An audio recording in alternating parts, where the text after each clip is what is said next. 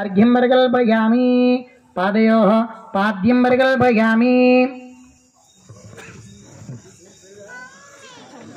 चंबु इచ్చేసాడు